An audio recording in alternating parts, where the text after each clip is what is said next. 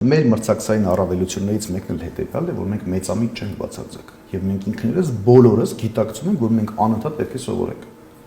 Մենք կարդում ենք, մենք զբաղվում ենք եւ այսպես շարունակ։ Հետևաբար Հայաստանը ԵՍՄ, երբ որ 2024 թվականի սեպտեմբերին հայտարարեց գործունեության մեկնարկը, անմիջապես մեկ շաբաթ հետո արդեն դրա տակ որոշակի կուտակած աշխատանք ուներ։ Օրինակ, կառավարությունը սկսեցինք առաջարկել ոլորտ ըստ բարելավման, բայց մենք գիտակցելով, որ մենք ամենախելոքը չենք, ամենաաշխատասերը չենք, ամենահայրենասերը չենք, կազմակերպեցինք ապագայի ճարտարապետներ մրցույթ, դրամաշնորհային մրցույթ։ Ինչն էր մեր նպատակը։ Հայաստանի ԵՍՄ նախաձեռնության անդամները ըստ ոլորտների բավականին կայացած, կենսափորձ ունեցող, հմուտ մարդիկ են ըստ ոլորտների։ Բայց բոլորը նորից են կրկնում, մեծամիտ չեն։ Եվ այո, առաջարկների համար միշտ բաց է։ Այսինքն մենք հայտարարեցինք ամբողջ հայությանը,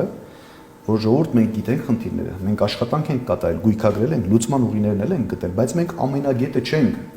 եւ կարիք ունենք բոլոր այսպիսի կարող մարդկանց առաջարկների։ Եվ յուրախություն մեզ 100, գիտեք ինչպիսի լավագույն առաջարկներ ստացանք մենք։ Կոնկրետ ոլորտ, խնդիր, նկարագրություն, լուծում։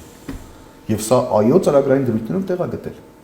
Հիմա մեզանից շատ մարդիկ սովորում են դա, փորձում են իրականացնել, ոչինչ թող իրականացնեն շատ լավ է, թող յուրաքանչյուրին մեկ խնդիր ձևակերպի։ Թող մեզ չտրամադրի, թող իրանք ձևակերպեն այս խնդիրը, շատ լավ է։ Եվ ապագայի ճարտարապետներով չենք սահմանափակվել։ Շարունակում ենք բոլորից հարցնել։ Ինչ ենք անում։ Գնում ենք գյուղեր, գնում ենք մարդկանց ենք լսում։ Ասում ենք մենք խնդիրը գույքագրել ենք։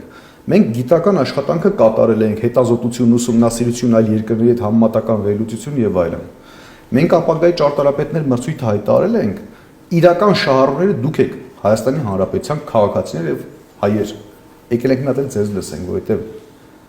նաեւ մեր քաղաքական գործիչների խնդիրներից մեկն է հետեւյալում է կայանում, իրենց թվում է, որ իրենք ամեն ինչ գիտեն։ Բայց շատ դեպքերում այդ գյուղացին շատ ավելի խորքային է խնդիրը գիտակցում եւ շատ ավելի լավ լուծում է տրամադրում։ Այսինքն եկել մտել ենք վերջին փուլ, շահառուների ուղղակի շփման փուլ։ Մի հատ իրանցից խնդիրները լսել, իրենց լուծման ուղիները մեր պատկերացրած այդ համադրումը իրականացնենք, վերջնական իդեալական պատկերը արդեն ստանում ենք։